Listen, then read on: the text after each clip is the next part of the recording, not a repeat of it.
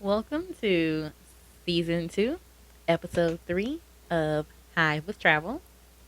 This week, we are going to talk about how I became a house sitter in 1 week and traveled for 10 months straight, and how you can do the same thing. So, this whole thing just started because I was looking up a lot of different ways on YouTube to travel inexpensively. And before I knew it, I came across a page of a trusted house sitter ambassador.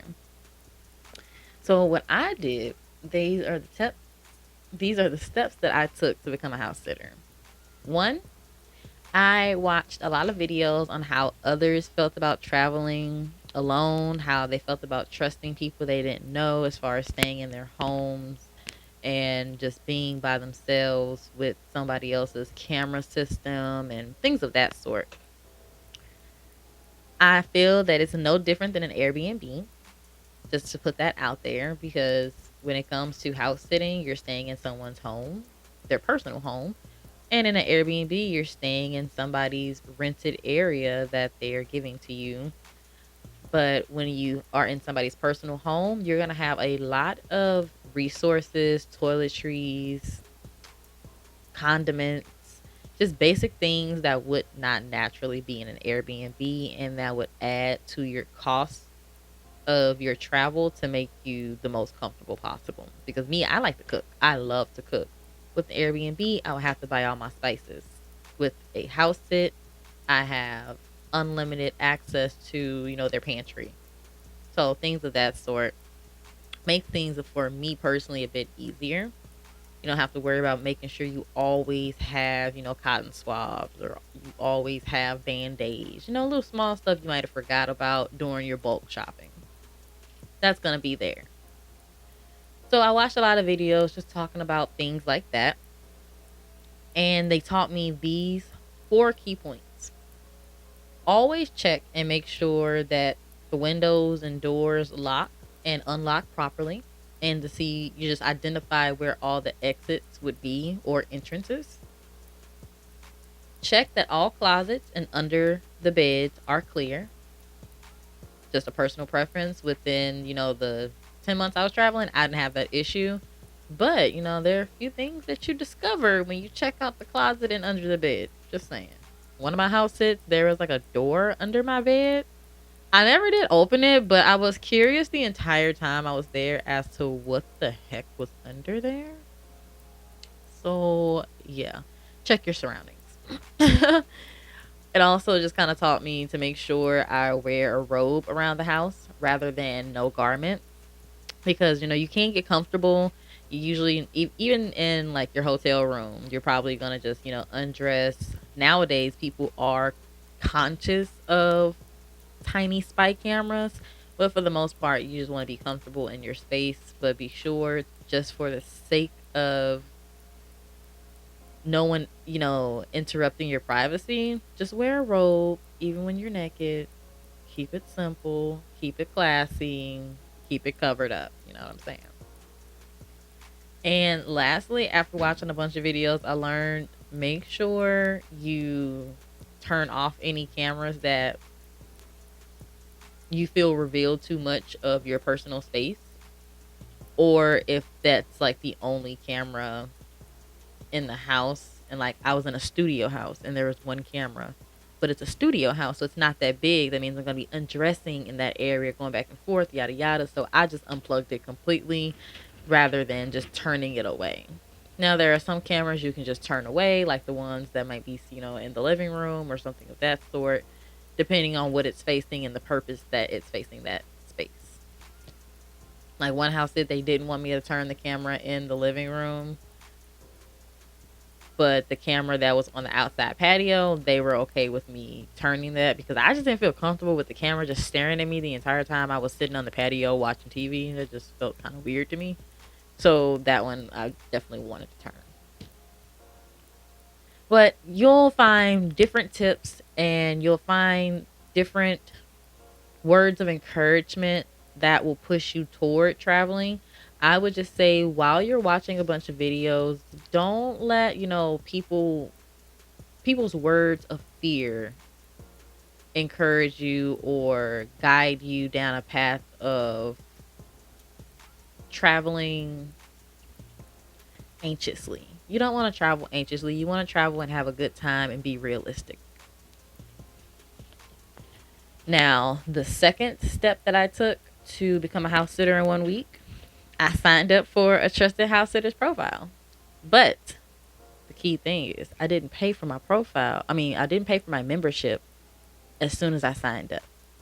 So I signed up for my membership, and about a week later, I got an email saying that they were going to give me 15% off of the original pricing. So instead of being um like 150, it was like 135 ish. So that saved me a little bit of money. We're talking about traveling inexpensively. So any little bit that we save, that's a point. So doing it that way might get you a discount. Probably 9 times out of 10 will get you a discount because all companies are marketed that way. If you create an account but you don't pay for something, they're going to send you some type of marketing email so that way you don't forget to sign up. That's just their way of keeping you locked in. So take advantage of whatever percentage they'll give you off for creating your account but not immediately purchasing a membership. Step number 3. After I got my membership, I then uploaded pictures of myself. Make sure your pictures are of you, being happy. Pictures of you smiling. Your house sits may consist of pet sits as well. So if you have pictures of you and other pets, that is great. It doesn't have to be your particular pet. I put pictures up of me and my boyfriend's dog, me and, dogs that I had in the past, my friend's cat, pictures of my old cat and me. Just pictures so that way they can get an idea that animals do enjoy my presence and that I'm comfortable with animals. Um, just make sure that everything looks pleasant, has good lighting, and you don't want to put a bunch of filtered pictures up. Avoid doing that, please. You want to give them, the raw, unedited look of who you are, and that's what people are wanting to see because they're trusting their homes to you. This is not, your Instagram where you need to filter it up. Unnecessary. Probably will get your profile bypassed. Just a little tip. That's my own opinion. The next step I did was add a bio to my profile. That is where I let them know what I do for a living, why I want to travel, things of that sort.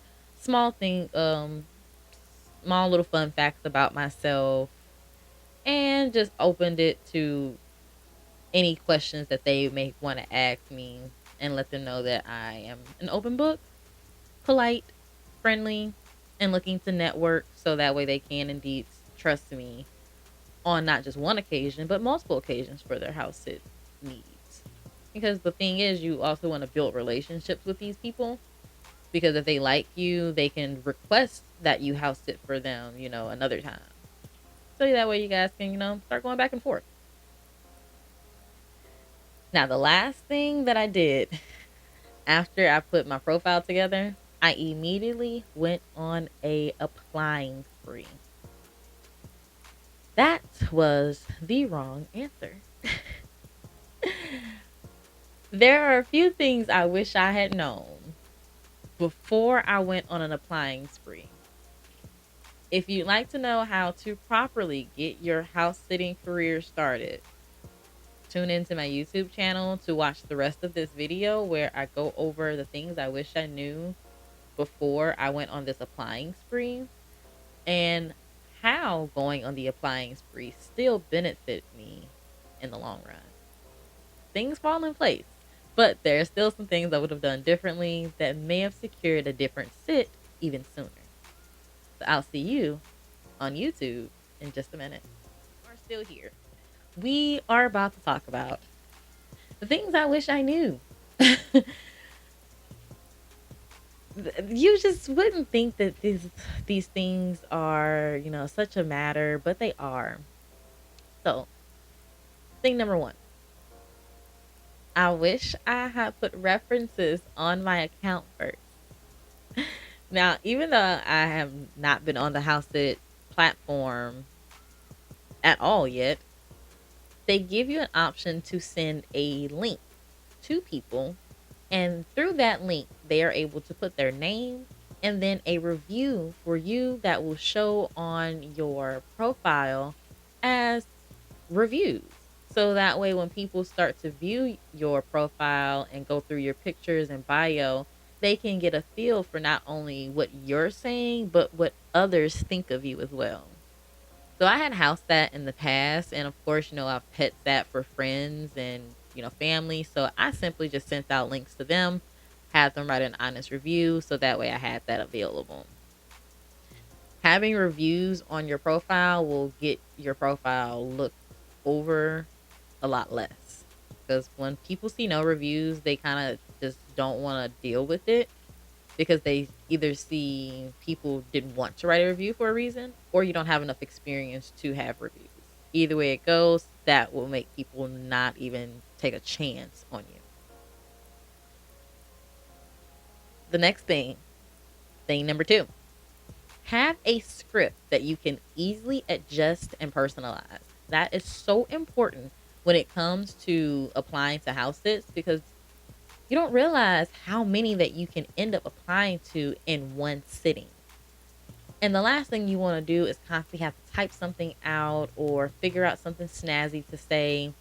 I have one script that I use.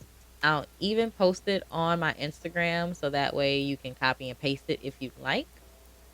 But I have this one script and I am able to change it from he, she, they, we, your dog, your cat, your bunnies. I'm able to easily interchange certain pieces of the script to personalize it to that person while still being able to apply to multiple rapidly and keep up with the conversation with ease because it's easier to keep up with the beginning of your conversation if you know what you said, and if you know you say the same thing every time, then it should lead your each conversation in the same direction. So that is a big key point. Make it easier for yourself. Thing number three, once you get to your house sit,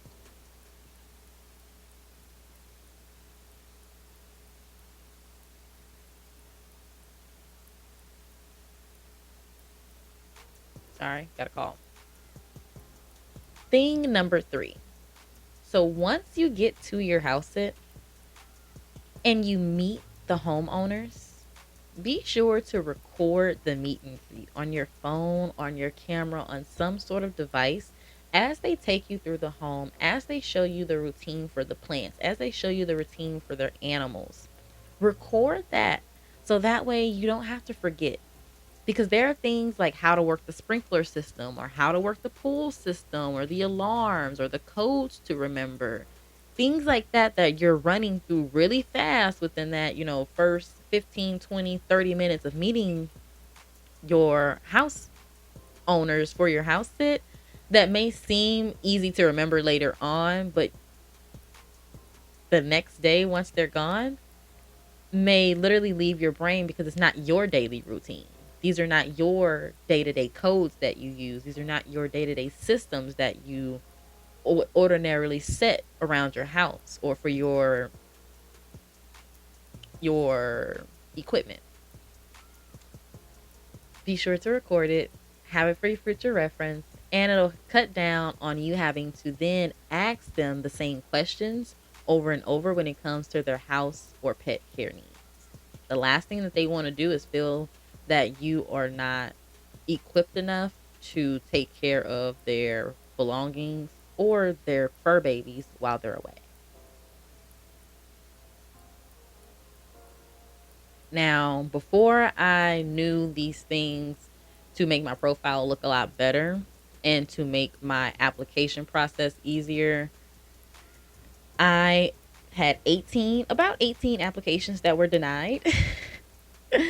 And there were some people that flat out told me that they denied me because I didn't have any reviews on my profile. They said, other than that, my profile looked great, but they wanted to take a hard pass, just for the sake of there was no one else or no other experiences from people that they could go off of.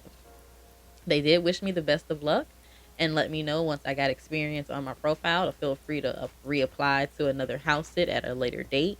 So they're very polite on the platform, so you don't have to worry about someone being rude to you, but they will, be completely honest or not reply at all because I did get some applications. They just denied me. They didn't give me a reason why. It was just a simple eh. But I'm pretty sure it was all for the same reason. So it was nothing, to stress my brain about. Now, I did all of this. As you can see, I set up the profile, I applied to a bunch of different places before I ever put reviews on my account. But even though I didn't have any reviews, I was still able to secure my very first house sit. So, if you'd like to know how I did that, tune in next week and I will be talking about how my first house sit went. It was for 3 months. So I was there in a very big house for a Notre Dame professor. Beautiful artwork everywhere. But there are some things that I wish I would have, recorded, like the sprinkler system. It took me a minute to figure it out. I figured it out on my own with the manual. But if I had recorded when he showed me how to use it initially, wouldn't have those problems. I even had a couple of plants die because, yeah, forgot to record the plant care. There's little stuff like that you're gonna want to pay attention to. But I'll let you know what I did to get this first house sit with no reviews on my channel. I mean, on my profile. It was secured for 3 months, and what I did to make my profile look even better before I went on that house trip. So, tune in next week and I'll let you know what it was like being a house sitter for the first 3 months.